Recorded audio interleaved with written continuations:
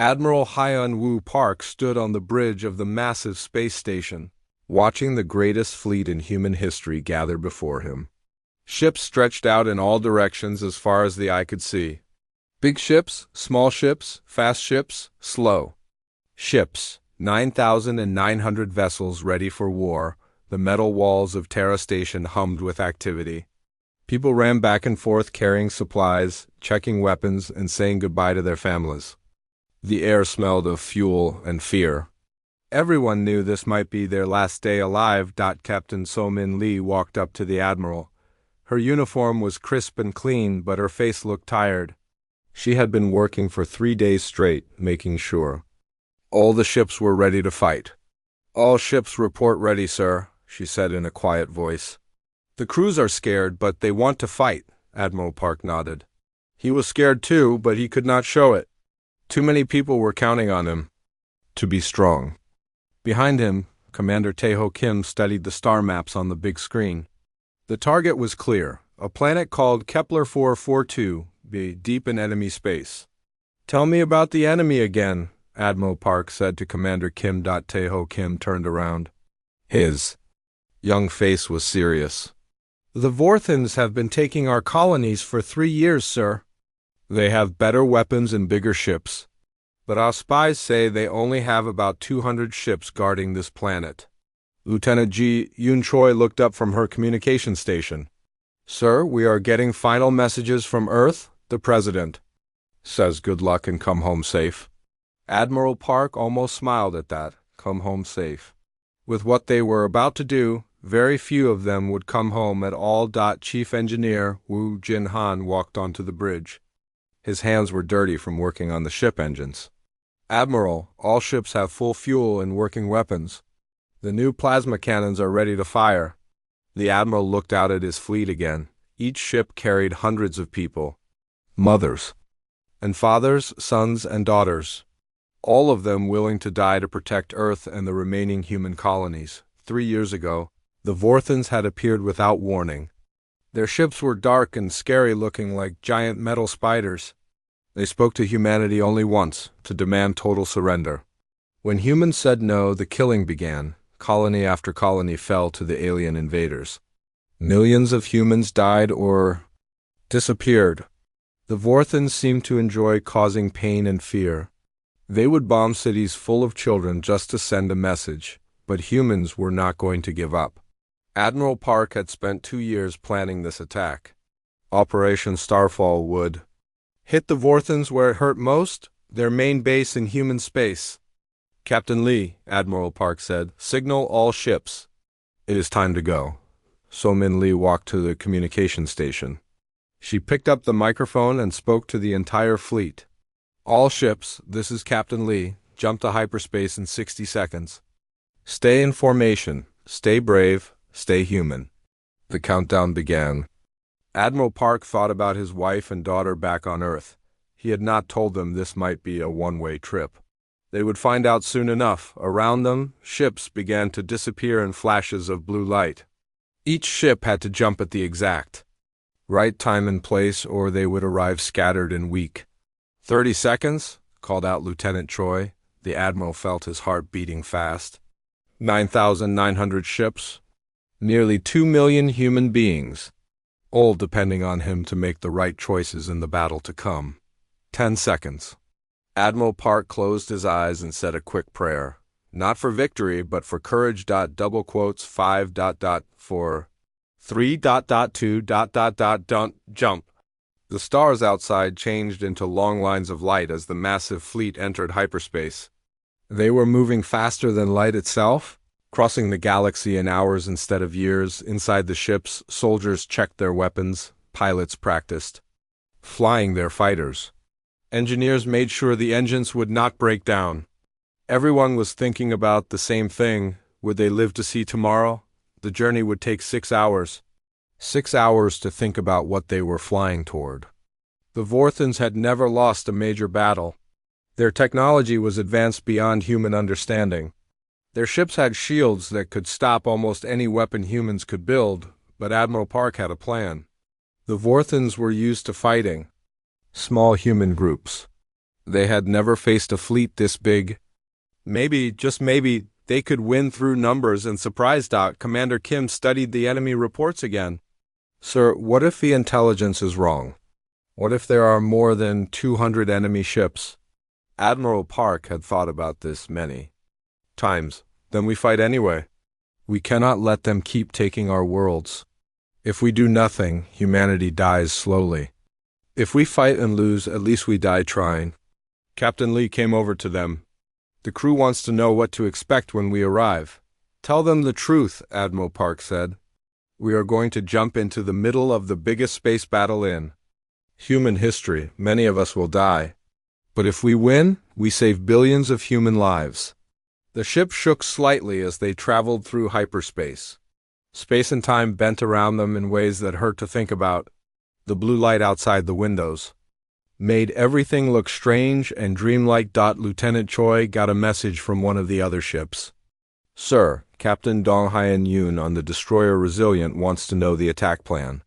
Admiral Park looked at the battle plan one more time. It was simple because simple plans worked better in combat. Half the fleet would attack from the front. A quarter would come from each side.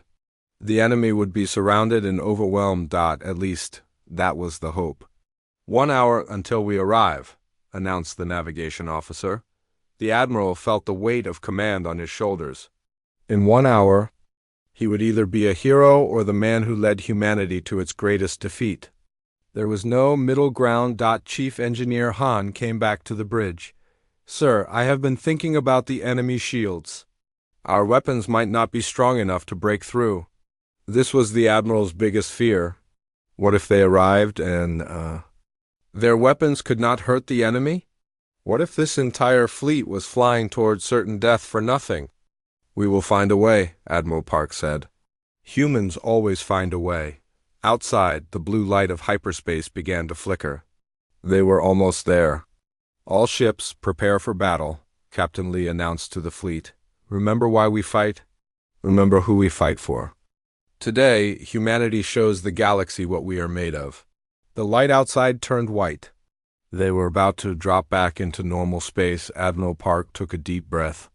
Whatever waited for them at Kepler 442b, they would face it together. The stars appeared again, and with them something that made everyone on the bridge freeze in horror. The enemy was waiting for them. But there were not 200 ships. There were thousands. The silence on the bridge was complete. Nobody moved. Nobody spoke. They all stared at the impossible sight before them. 15,000 Vorthan ships hung in space like a perfect metal sphere around the planet. Each ship was bigger than anything humans had ever built. They were black as night and covered in weapons that glowed with deadly energy. Admiral Park felt his stomach drop. The intelligence had been wrong, very wrong. This was not a small base with 200 guards. This was the biggest enemy fleet anyone had ever seen. Dear God, whispered Commander Kim. His face had gone white with fear. Captain Lee was the first to recover. She started giving orders to the crew.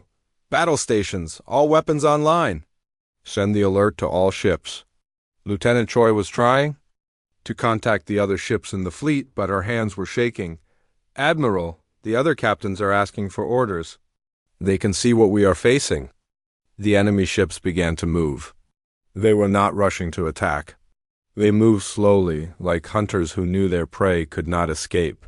Lights began to glow on their hulls as massive weapons charged up for firing. Admiral Park forced himself to think clearly. They had walked into a trap.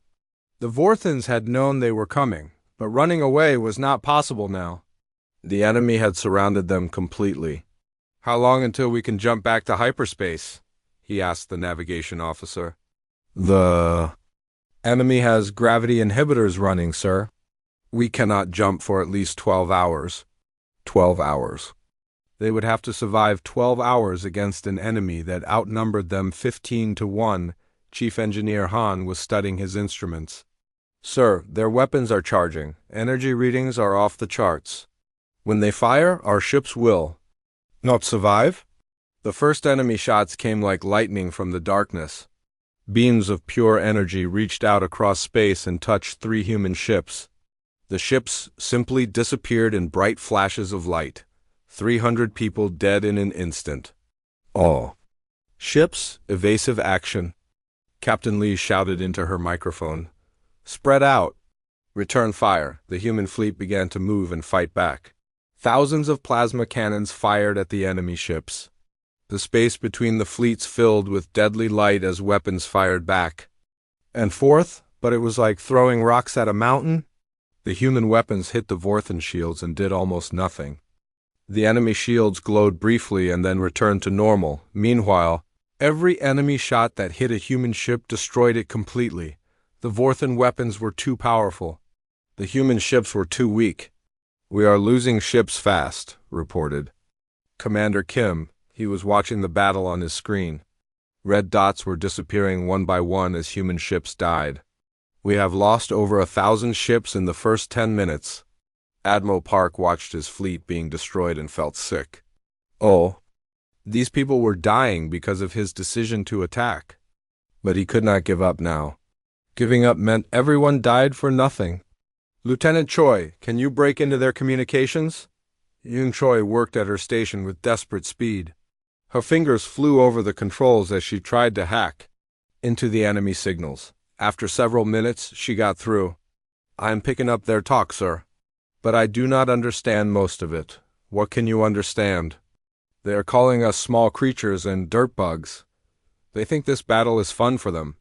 The Admiral felt anger burning in his chest. Fun? The Vorthans thought killing humans was entertainment. More ships died. The space around them was full of burning metal and floating bodies. The enemy was not just winning. They were playing with the human fleet like a cat plays with a mouse. Captain So-min Lee came over to the Admiral. Her uniform was torn from running around the bridge. Sir, we have lost 4,000 ships. We cannot keep fighting like this. What choice do we have?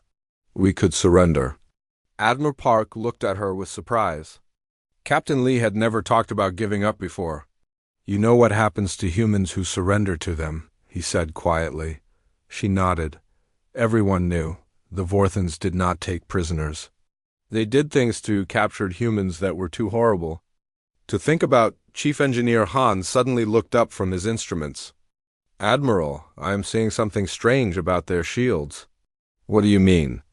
Our weapons are not doing much damage, but they are doing some. The shields flicker every time we hit them. They all flicker at the same time on the same frequency. Admiral Park did not understand. What does that mean? It means all their shields are connected somehow. If we could overload the frequency, we might be able to bring down all their shields at once. How do we do that? Wu Jinhan looked embarrassed. We would have to overload our own plasma cannons. Every ship would have to fire at maximum power at the same time. But doing that would destroy our weapon systems. A desperate plan began to form in the Admiral's mind. How many ships would we need? At least 1,000 ships firing together, maybe more. Admiral Park looked around the bridge. They had started with 9,900 ships. Now they had less than 6,000 left, and more were dying every minute. Commander Kim, pick our best 1,000 ships. Tell them to prepare for a coordinated attack. Sir, if this does not work, those 1,000 ships will have no weapons left. If this does not work, we all die anyway. The battle continued to rage around them. Human ships tried to fight back while dodging the massive enemy weapons. Some ships rammed into enemy vessels when their weapons failed. Others used their engines. As bombs, Lieutenant Choi was still listening to enemy communications. Sir, they are talking about us differently now. They sound ... surprised. Surprised about what? They expected us to run away or surrender by now. They do not understand why we keep fighting. Captain Lee smiled grimly. They do not know humans very well, do they? The Admiral opened a channel to the entire fleet. His voice went out to every surviving ship. This is Admiral Park. We are facing the biggest enemy fleet in history. We are outnumbered. We are outgunned. Many of us have already died, but we are still here. We are still fighting. And we are still human, voices came back from all over the fleet. Captains and crews shouting their defiance at the enemy. They were scared, but they were not broken. In 2 minutes, 1,000 of our ships will fire everything they have at the enemy. This might break their shields. Or it might do nothing. But we are going to try, because that is what humans do. We never give up. Commander Kim had selected the ships for the attack. The best ships with the most experienced crews. Ships that could hit their targets even in the middle of a massive battle. 1 minute until coordinated attack, he announced. The enemy continued their slow, methodical destruction of the human fleet. They did not seem to be in any hurry. They were enjoying themselves too much to end the battle quickly. 30 seconds. Admiral Park thought about Earth. He thought about all the human colonies that were counting on this mission to succeed. He thought about his wife and daughter. 10 seconds. The 1,000 selected ships moved into position. Their plasma cannons began to glow as they prepared to fire at maximum power. Fire! 1,000 brilliant beams of energy reached out toward the enemy fleet. They all hit at exactly the same time, all aimed at different enemy ships. For a moment, nothing happened. Then every Vorthan shield in the entire fleet flickered and went dark. The enemy ships hung in space, completely defenseless, but the human ships that had fired were now weaponless. And there were still over 10,000 enemy ships left to fight. Admiral Park realized they had traded their weapons for one chance to hurt the enemy before they all died. All ships with working weapons, he shouted into his microphone. Fire everything you have, now. The remaining human ships opened fire on the defenseless enemy. For the first time in the battle, Vorthan ships began to explode. The next few minutes were the most important of the entire battle. Human ships fired everything they had at the defenseless enemy vessels. Vorthan ships exploded in brilliant balls of fire as plasma cannons and missiles found their targets, but the enemy shields came back online faster than anyone had hoped. The window of opportunity lasted only 3 minutes. In that time, the humans destroyed about 300 Vorthan ships. It was not nearly enough. Their shields are back up, reported Chief Engineer Han, and they look angry. The Vorthan fleet began to move differently. Before, they had been playing with the humans. Now they were serious about ending the battle quickly. Their formation changed from a loose sphere to a tight fighting formation. Admiral Park made a desperate decision. Split the fleet into 3 groups. Captain Lee, take Group 1 and attack from the front. Commander Kim, take Group 2 to the left. I will take Group 3 to the right. Maybe we can confuse them. The remaining human ships divided into 3 smaller fleets. Each group had less than 2,000 ships. They spread out and attacked the enemy from different directions. Captain Somin Lee led her group straight toward the enemy center. Her ship, the Indomitable, was scarred and damaged, but still fighting. Around her, smaller ships tried to keep up as enemy fire reached out to destroy them. Stay close to me, she told her group over the radio. We are going to punch a hole right through their middle. Her ships fired as they charged forward. Most of their weapons still could not break through the enemy shields, but they kept firing anyway. Some shots got through and did small amounts of damage. Commander Tae-ho Kim led his group in a wide circle to attack from the side. His flagship was a fast cruiser called the Defiant. It was built for speed, not heavy combat, but it was all he had. Use our speed, he told his captains. Hit them fast and move before they can target us properly. Admiral Park took the remaining ships and attacked from the other side. His group was the smallest, but it included some of the heaviest battleships in the human fleet. We are the Hammer, he announced to his ships. Hit them as hard as you can. The 3-ray attack confused the Vorthans for a while. They had to divide their attention between 3 different threats. Human ships got in closer than before and did more damage, but the enemy learned quickly. After an hour of fighting, they adapted their tactics. They formed 3 smaller groups to deal with each human attack separately. The slaughter began again. Captain Dong Hyun-yoon commanded a destroyer called the Resilient. His ship had lost most of its weapons, but the engines still worked. He saw a damaged medical ship trying to escape from 3 enemy fighters. All crew to escape pods, he ordered his. People, I am going to ram those fighters. His crew did not argue. They knew what had to be done. Within minutes, most of his people were in the small escape pods, floating away from his ship. Captain Yoon turned his destroyer toward the enemy fighters. He pushed the engines to maximum power and aimed his ship like a missile. The Resilient smashed into the lead fighter and destroyed all 4 ships in a massive explosion. The medical ship escaped with 300 wounded humans aboard. Similar acts of courage happened all across the battlefield. Ships with no weapons left used themselves as weapons. Crews with broken ships stayed at their posts to help other ships escape. Commander Hai-Jin Nam led a squadron of small fighter ships against a huge Vorthan battlecruiser. Her fighters were fast, but their weapons were tiny compared to the enemy ship. "We cannot hurt it with our guns," she told her pilots. "But we can fly into its weapon ports and jam them?" One by one, her pilots flew their fighters directly into the enemy ships. Gun barrels. Each fighter that crashed disabled one of the battlecruiser's weapons. Commander Nam was the last to crash her fighter, destroying the enemy ship's bridge. The battlecruiser stopped fighting, but all of Nam's pilots were dead. Lieutenant Sung Ho Bei was the communications officer on a crippled cruiser. His ship could not move and had no weapons left, but his radio equipment still worked. "All ships, this is Lieutenant Bei on the broken cruiser Hope. I can see the entire battle from here. Let me guide your attacks." For the next 2 hours, Bei stayed at his post and helped coordinate attacks between the scattered human ships. His clear voice over the radio helped captains find targets and avoid enemy traps. When enemy fighters finally found his ship and destroyed it, dozens of human captains had lost their best source of battlefield information. The fighting went on for 18 hours. Human ships fought with desperate courage against impossible odds. When their weapons broke, they rammed enemy ships.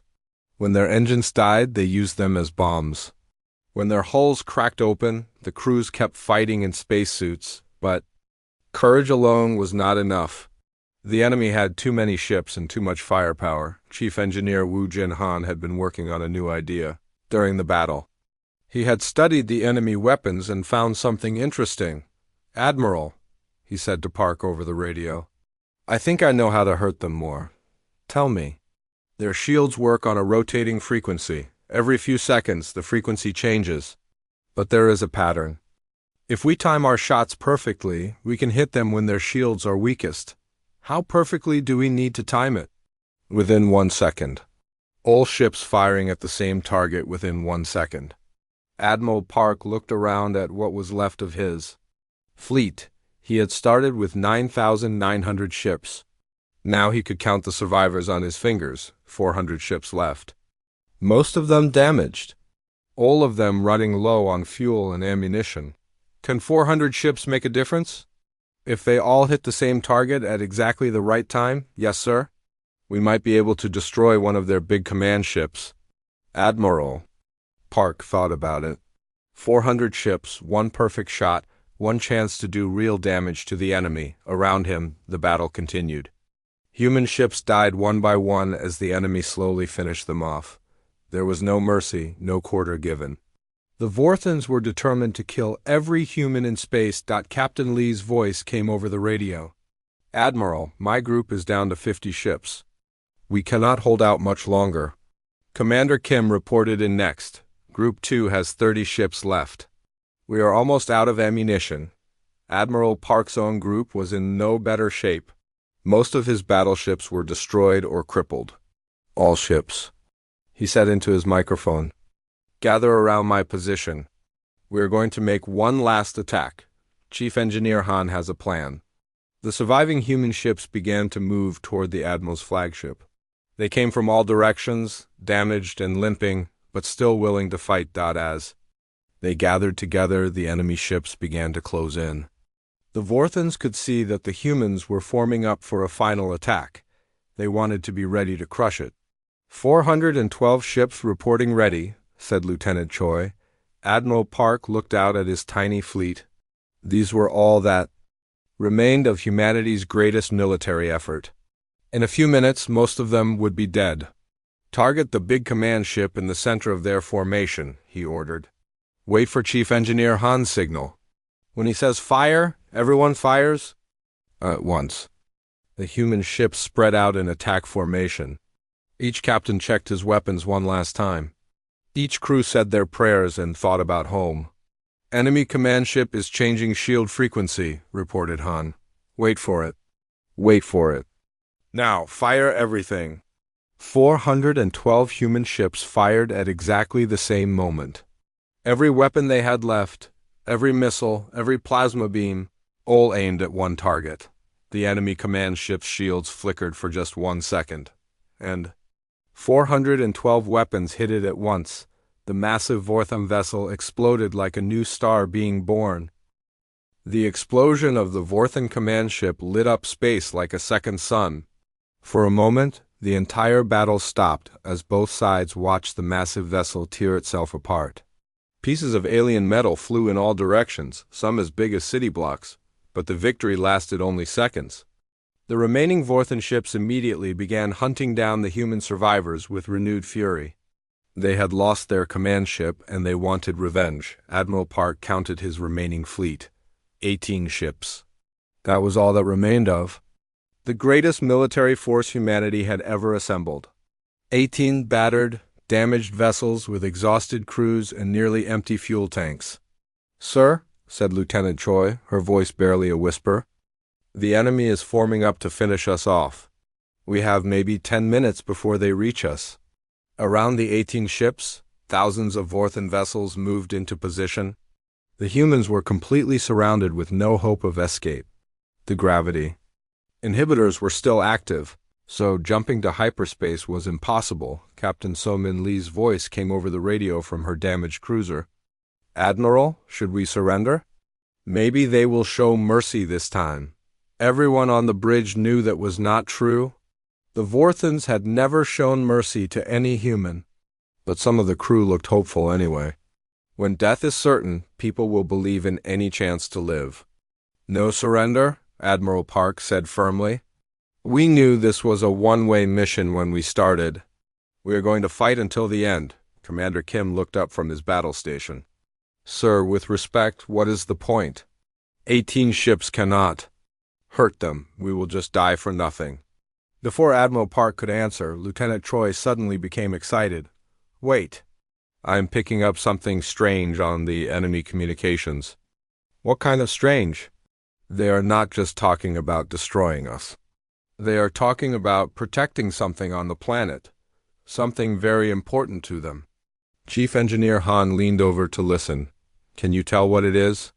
Yun Choi worked at her station, trying to translate more of the alien language. I think it is some kind of breeding facility, a place where they make new warriors." The bridge went quiet as everyone understood what this meant. The Vorthans were not just guarding a military base. They were protecting something that could make more of them. "How important is this facility?" asked Admiral Park. Lieutenant Choi listened more carefully to the enemy signals. "Very important, sir. From what I can understand, destroying it would stop their expansion for many years, maybe decades." A new plan began to form in the Admiral's mind. It was desperate and would certainly mean death for all of them. But it might also mean something more important than their lives. Can 18 ships reach the planet's surface? Commander Kim looked at the tactical display. The enemy has defensive platforms all around the planet.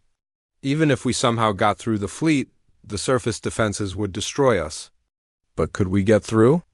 Kim studied the display more carefully. If we formed a spear formation and moved at maximum speed, maybe 8 or 10 ships could reach the planet. The rest would have to sacrifice themselves to clear the path. Admiral Park looked around at his officers. They were all young, with families back on Earth. They had already done more than anyone could ask, but he needed to ask for more. What if those 8 or 10 ships could destroy this breeding facility? What if we could stop the Vorthans from making new warriors for years? Captain Lee's voice came over the radio again. "Sir, are you saying we should attack the planet?" "I'm saying we should complete our mission. We came here to hurt the enemy." "No, we know how to really hurt them. The other ship captains began to speak up on the radio channel. Captain Mina Seo-young from the cruiser Dauntless spoke first. My ship has lost all weapons, but the engines still work. I can clear part of the path. Commander J. Hyen-oh from the frigate Phoenix added, My ship is too damaged to fight, but our sensors still work. We can guide the attack ships to their target. One by one, the 18 captains volunteered for the mission. They all knew it meant certain death, but they also knew it might mean something bigger than any of them. All right, said Admiral Park. Here is the plan. 10 ships will form a spear formation and punch through to the planet. The other 8 ships will sacrifice themselves to create gaps in the enemy formation. Lieutenant Commander Yoon Young Kong from the destroyer Vengeance had a different idea. Sir, my ship's engines are damaged, but I can overload them. Turn the whole ship into a bomb. That might clear a bigger path than just ramming. Other captains began suggesting similar plans. Ships with broken weapons could be turned into missiles. Ships with damaged hulls could use their remaining fuel as explosive charges. Chief Engineer Han was working on his instruments again. Admiral, I have an idea about how to coordinate the attack. If I network all our remaining computers together, we can share targeting data between ships. Even with only a few ships making it to the planet, they could attack with perfect accuracy. How? Many ships would need to reach the surface to destroy the facility? Based on the enemy communications, I think 2 ships with full weapons could do it. But they would need to survive long enough to complete a bombing run.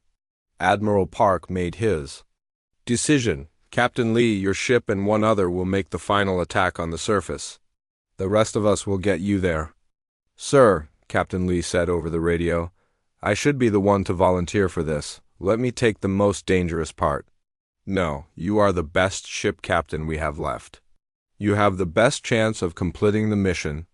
The human ships began to move into formation. The Vorthans saw them coming and prepared to meet the final attack.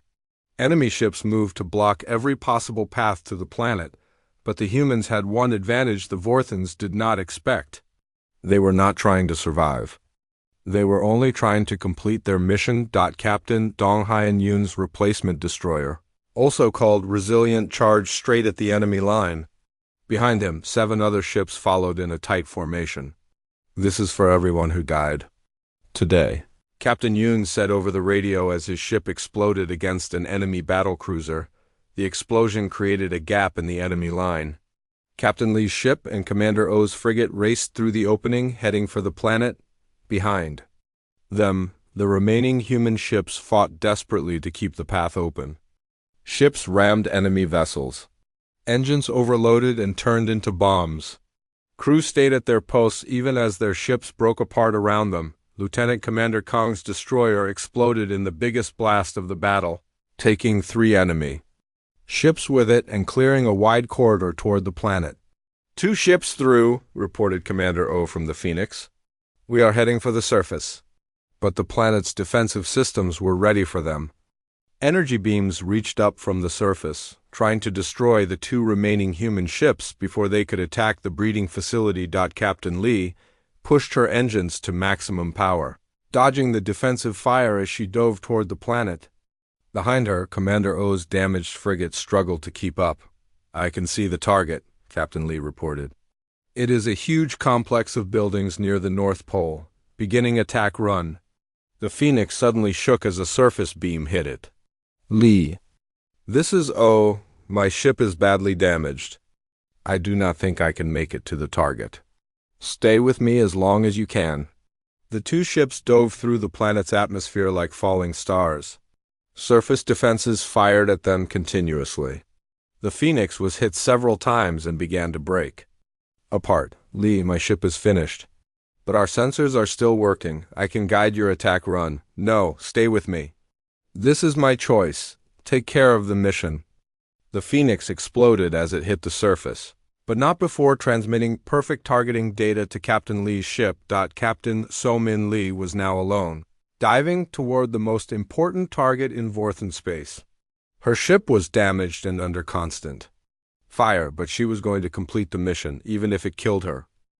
Captain So-Min Lee's ship screamed through the alien atmosphere as surface weapons fired at her from all directions. The Indomitable shook and sparked as energy beams hit its damaged hull. Warning lights flashed red all over the bridge. "Hull! Breach on deck 7, shouted her engineer. "We are losing air. Seal it off and keep flying," Lee ordered.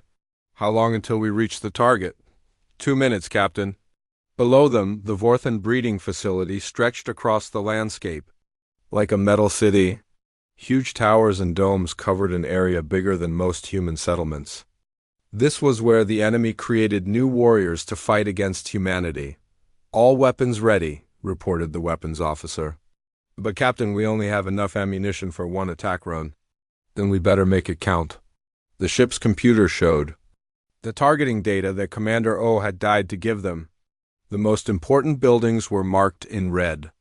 If they could destroy those structures, the entire facility would be useless. More surface weapons fired at them. The Indomitable's shields flickered and failed completely. The next hit would destroy them. "Take us down to ground level," Lee ordered the pilot. "If we fly between the buildings, their big guns cannot hit us." The ship dropped lower, flying just above the alien structures. It was dangerous flying, but it gave them cover from the heavy weapons. "Beginning attack run," Lee announced to her crew. "Everyone hold on." The Indomitable opened fire with everything it had left. Plasma cannons and missiles struck the breeding facility's most important buildings. Explosions bloomed across the complex as vital systems were destroyed. "Direct hits on targets 1 through 5, reported the weapons officer. "But we missed Target 6. Target 6 was the central control building. Without destroying it, the facility could be rebuilt quickly. "Come around for another pass," Lee ordered. "Captain, we do not have enough fuel for another pass." "And there are enemy fighters coming up from the surface." Lee looked at her options. They could try to escape and hope they had done enough damage, or they could make sure the job was finished. "How much ammunition do we have left?" 1 missile, Captain." Lee made her decision. "Set course directly for Target 6, full ramming speed." The crew understood what she was planning. They were going to crash their ship into the control building and use their remaining missile as a bomb. "Captain," said her communications officer, "should we abandon ship?" "The crew could survive in escape pods," Lee shook her head. "The escape pods would never make it through all those fighters. We stay together." The Indomitable turned toward the central building and accelerated. Enemy fighters swarmed around them, firing with their small weapons. The human ship's hull was torn open in dozens of places, but it kept flying. 10 seconds to impact," called the pilot. Lee opened a channel to any human ships that might still be listening. "This is Captain So-Min Lee of the Indomitable. Mission accomplished. The breeding facility is destroyed. Tell Earth that we did our job." The ship smashed into the control building at full speed. The remaining missile exploded at the same moment, creating a fireball that could be seen from orbit. The Vorthan breeding facility, which had taken decades to build, was completely destroyed. In space above the planet, the surviving Vorthan ships received the news of the facility's destruction. For the first time in the battle, they stopped fighting and just floated in shocked silence. Then their fury exploded like a star going nova. The Vorthans had thought humans were just annoying pests. Now they realized that these primitive creatures had destroyed something irreplaceable. The breeding facility represented years of work and billions of resources. Every Vorthan ship in the system began hunting for surviving humans. They searched through the wreckage of the battle, looking for any sign of life. They wanted revenge for what the humans had done, but there was nothing left to find. Admiral Park and all his ships were gone. Captain Lee and the Indomitable were gone. The entire human fleet had been wiped out. Or so the Vorthans thought. Deep in the wreckage field, hidden inside the hull of a destroyed battleship, a single escape pod drifted silently through space.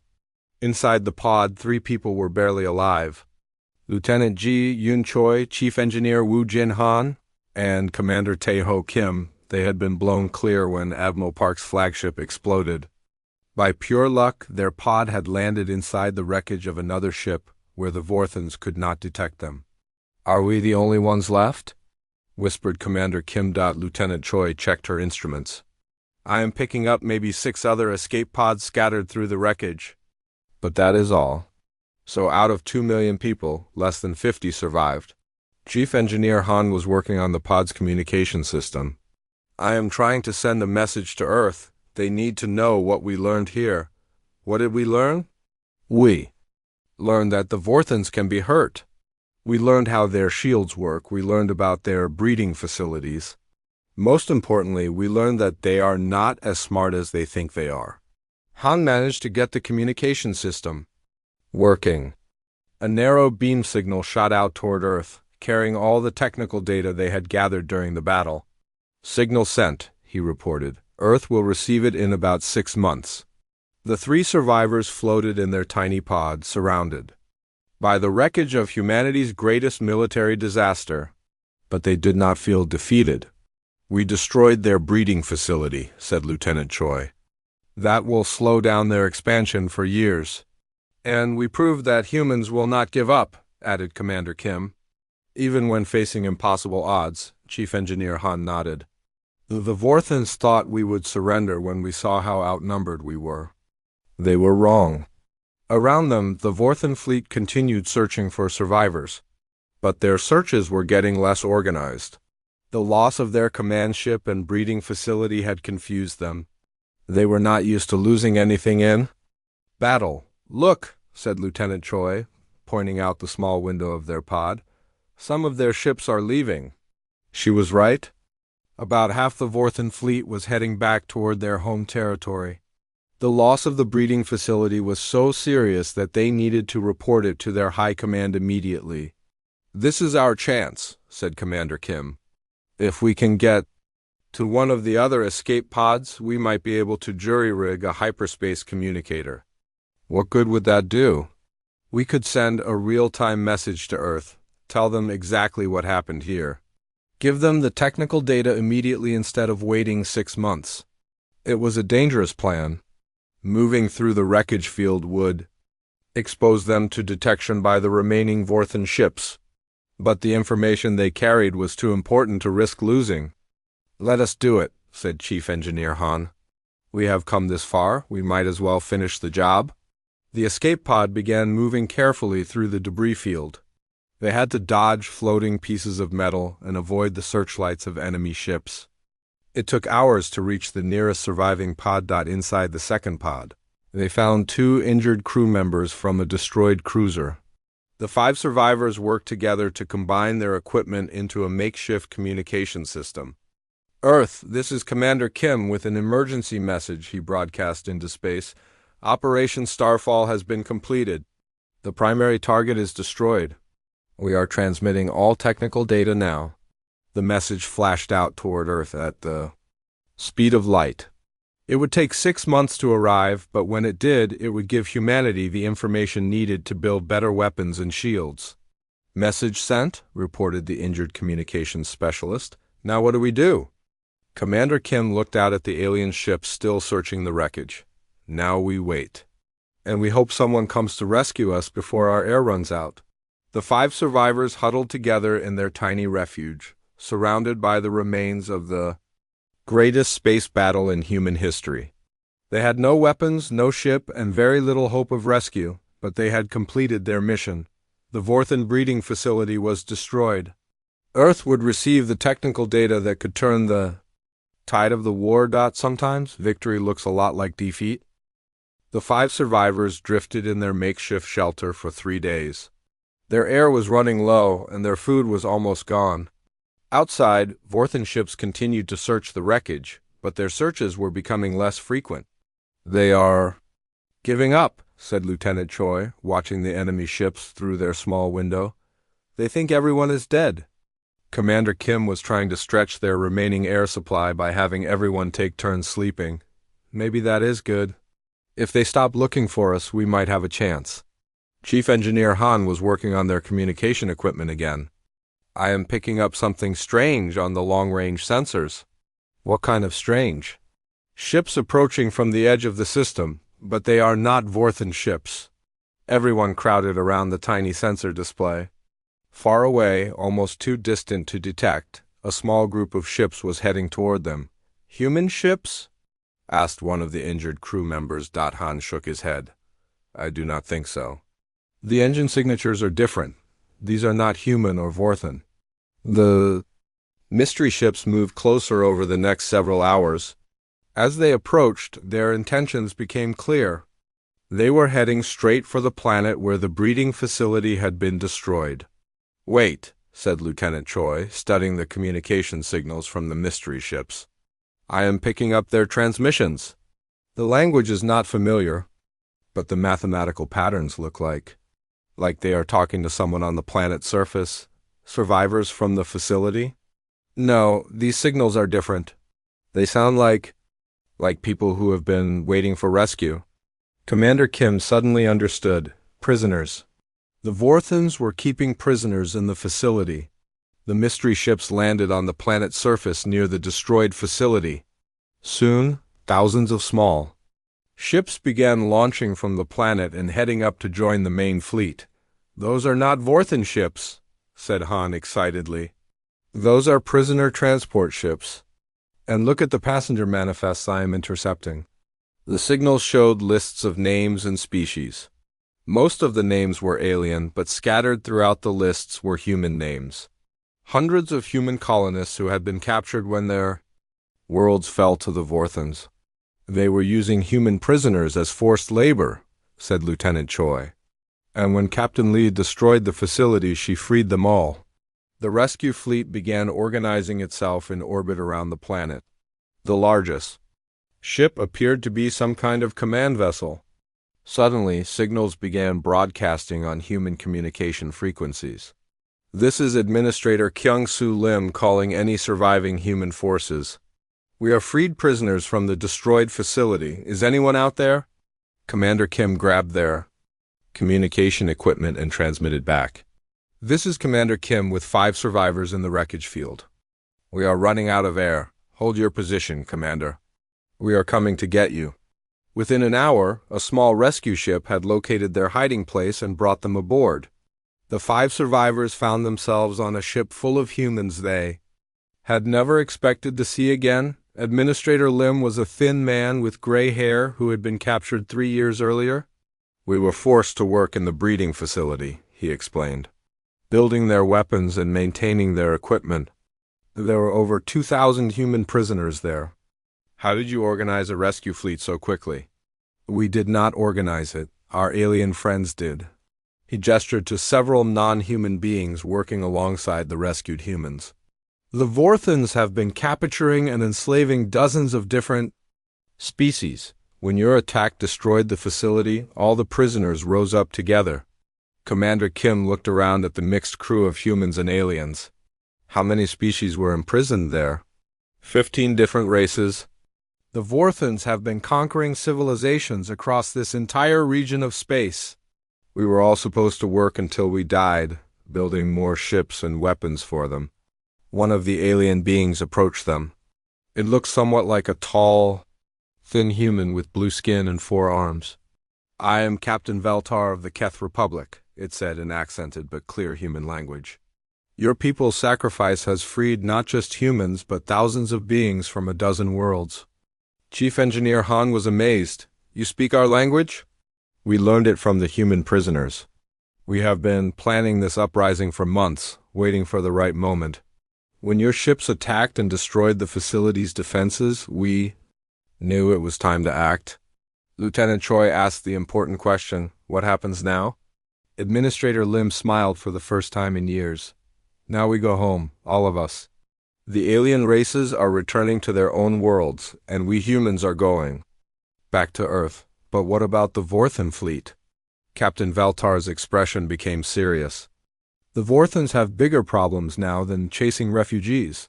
The destruction of their breeding facility has created a crisis in their empire.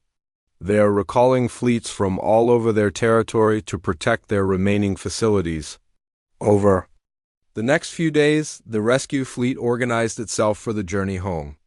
The alien races split off to return to their own worlds, taking with them detailed information about Vorthan technology and tactics. The humans, nearly 3,000 of them, including the 5 battle survivors, began the long journey back to Earth.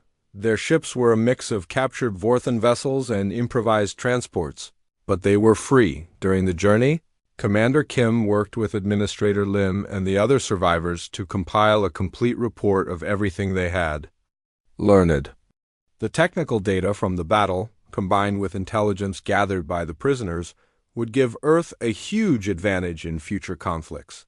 The Vorthans are not as powerful as they pretend to be, Lim explained. Most of their technology comes from conquered races. They are good at taking over civilizations, but they are not very good at innovation. What about their military strength? Impressive, but not unlimited. Destroying the breeding facility will slow their expansion by at least 10 years. And now that other races know humans are willing to fight them, we might not be alone in the next war. 6 months later, the refugee fleet arrived at Earth to find a changed world. The technical data transmitted during the battle had already been put to use. Human engineers had developed new shield technologies and more effective weapons based on what they had learned about Vorthan systems. Commander Kim, now promoted to Admiral, stood before a massive memorial wall in the capital city. Carved into the black stone were nearly 2 million names, every person who had died in Operation Starfall. They called us primitive vermin, he said to the crowd of survivors and families. They thought we would surrender when we saw how outnumbered they were wrong. In the audience, Chief Engineer Han nodded. He was now leading the team that was building Earth's new defense fleet. The ships they were designing would be faster, stronger, and smarter than anything humanity had ever built. Lieutenant Choi, now commander, was working with the intelligence services to coordinate with the alien races they had met. Several species had already agreed to share technology and coordinate defenses against future Vorthan attacks. The mission cost us almost everything, Admiral Kim continued. But it accomplished something the Vorthans never expected. It showed the galaxy that humanity will not go quietly into extinction. When faced with impossible odds, we fight. When outnumbered 1,000 to 1, we fight. When all hope is lost, we still fight.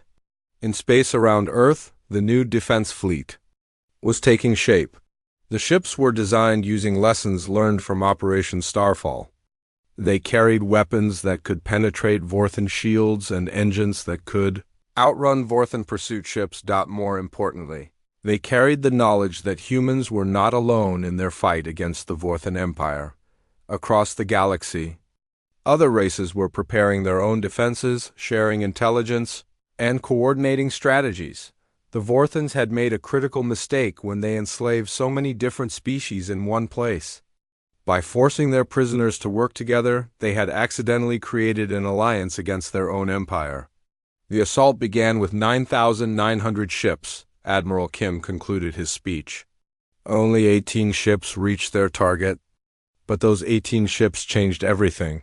He looked up at the memorial wall, thinking about Admiral Park, Captain Lee, and all the others who had died to complete the mission. They bought us time. They bought us knowledge. They bought us allies. And most importantly, they bought us hope. The crowd was silent for a moment, remembering the sacrifice that had saved not just humanity, but dozens of other civilizations. Then someone in the crowd began to clap. Others joined in, and soon the entire plaza was filled with applause for the heroes who had given everything to protect the future. In the months that followed, reports began arriving from across the galaxy. The Vorthan Empire was in retreat, pulling back from frontier worlds to protect their core systems.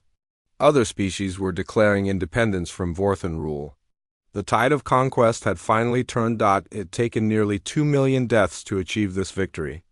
But sometimes, the greatest victories require the greatest sacrifices. The galaxy had learned something important about humanity that day. When pushed to the edge of extinction, humans do not surrender. They fight. They sacrifice.